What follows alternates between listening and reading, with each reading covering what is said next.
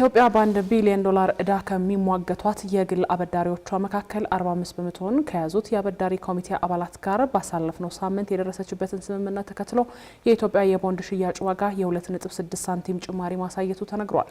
ይህ የዋጋ ጭማሪ ስምምነቱን ተከትሎ የመጣ መሆኑን የዘገበው ብሉምበርግ ሁኔታው በገበያው ላይ ስለ ኢትዮጵያ የነበሩ አሉታዊ አመለካከቶች በአዎንታዊ አመለካከት እየታደሱ መሆኑን የሚጠቁም ነው ብሏል። አቤል አበበ ይህንን መነሻ በማድረግ በኢትዮጵያና በዩሮ ቦንድ አበዳሪዎች መካከል ያለውን የድርድር ሂደት የደረሰበትን ደረጃ በቀጣዩ ዘገባው ተመልክቶታል።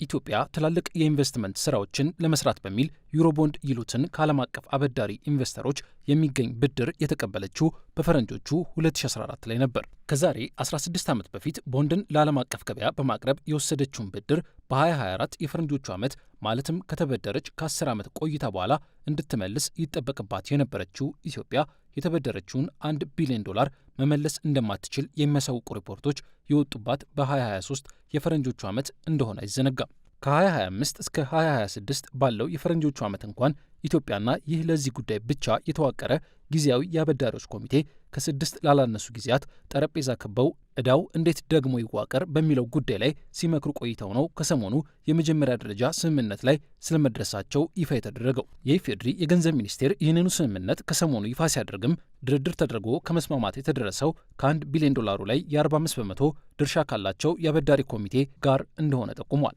ከነዚህ አበዳሪዎች ጋር ብድሩ በሚመለስበት የፋይናንስ ጉዳይ ላይ የመጀመሪያ ደረጃ ስምምነት ላይ መደረሱን ያመላከተው የገንዘብ ሚኒስቴር መግለጫ ከፋይናንስ ውጪ በብድሩ ማዕቀፍ ዙሪያ ያሉ ሌሎች ጉዳዮች ላይ ግን ከስምምነት አለመደረሱን የጠቀሰው ይህንን ስምምነት ለአፍሪካውያን ሀገራት የብድር ማዋቀር ወይንም ማሸጋሸግ ሂደት ወሳኝ ምዕራፍ ነው ሲል ሮይተርስም ጠቅሶታል። የገንዘብ ሚኒስቴርም ይህንኑ ጉዳይ ይፋ ባደረገበት መግለጫው የተደረሰባቸው የስምምነት ሀሳቦች ለዓለም አቀፉ የገንዘብ ተቋም IMF እንዲሁም ለአበዳሪ ኮሚቴ ተልዕኮ ግብረ መልሳቸውን እየጠበቀ ስለመሆኑን ያብራራው ይህ ስምምነት ለይፋዊ የአበዳሪዎች ኮሚቴ የተላከው ይሁንታቸውን ለመስማት መሆኑን የሚጠቅሰው የገንዘብ ሚኒስቴር ማብራሪያ ዓለም አቀፉ የገንዘብ ተቋምም ከኢትዮጵያ የረጅም ጊዜ የብድር ዘላቂነት አንጻር ጉዳዩን እንዲመለከተው እንደሚጠበቅ ነው የጠቀሰው። የዩሮ ቦንድም ሆነ የሁለትዮሽና የንግድ ብድሮቿ ለተበዳሪዎች የተወሰነ እፎይታ ይሰጣል በሚባለው በቡድን 20 ሀገራት የብድር መዋቅር ስር እንዲታይላት የምትፈልገው ኢትዮጵያ ይህንን ለማድረግ ከፍተኛ ጥረት እያደረገች መሆኗ ቢጠቀስም ሂደቱ ግን ፈጣን ውጤት የታየበት አለመሆኑን የሚነገረው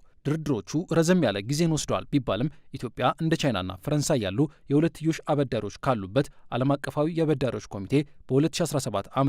የካቲት ወር ላይ የ3.5 ቢሊዮን ዶላር የዕዳ ሽግሽግ ማግኘቷ ቀላል የማይባል ውጤት መሆኑ ነው የሚነገረው። ይህ የሁለትዮሽ አበዳሪ ሀገራት ይሁንታም አሁን ላይ ለተደረሰበት ለወደፊትም ከግል አበዳሪዎች ጋር ይደረስበታል ተብሎ ለሚጠበቀው ስምምነት በር የከፈተ መሆኑ ሲነገርም ነበር። ይህንን አካሄድ መሰረት ያደረገ የሚመስለው የገንዘብ ሚኒስቴር መግለጫም ከግል አበዳሪዎች ጊዜያዊ ኮሚቴ ጋር የተደረሰበት የመጀመሪያ ደረጃ መግባባት 2026 የፈረንጆቹ ዓመት ብዙም ሳይገፋ አዲሱ የብድር አወቃቀር እንደሚተገበር ተስፋ የሰጠ መሆኑን አመላክቷል። በዚሁ ጉዳይ ላይ ከIMF በኢሜይል ምላሽ መጠየቁን ያሳወቀው ሮይተርስ በበኩሉ የገንዘብ ተቋሙ ስምምነቱን በበጎ እንደተቀበለው ነው የጠቀሰው። ሮይተርስ የድርጅቱን ቃል አቀባይ በጠቀሰበት ዘገባው የተደረሰበት ስምምነት የኢትዮጵያን የብድር ዘለቄታ ሁኔታ የሚያድስ ነው መባሉን አሳውቋል። ቃል አቀባዩ አክለውም ስምምነቱ ከዓለም አቀፉ የገንዘብ ተቋም ዓላማና መለኪያዎች ጋር የተጣጣመ የመሆኑን ጉዳይ ግን የምንመረምረው ይሆናል ማለታቸውን የተነገረው ኢትዮጵያና ከፊል የዩሮ ቦንድ አበዳሪዎች በመጀመሪያ ደረጃ ስምምነት ላይ መድረሳቸውን ተከትሎ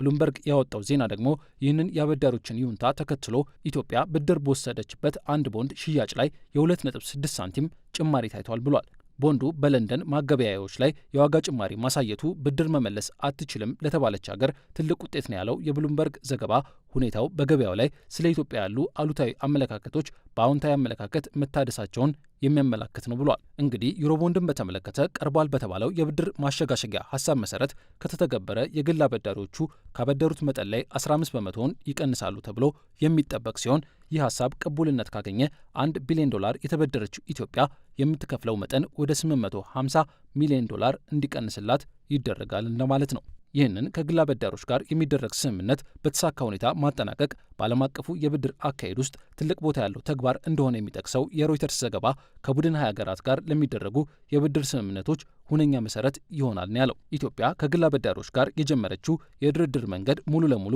ውጤት ያመጣ እንደሆነ ብድር መክፈል የማይችሉ ተብለው ከተሰረዘሩ ሀገራት ዝርዝር ውስጥ ከመውጣት ባለፈ ኢንቨስተሮች በበለጠ እምነት የሚመጡባትና ተጨማሪ ፋይናንሶችና ብድሮችን ለማግኘት የማትቸገር ሀገር ትሆናለች ተብሎ ይጠበቃል።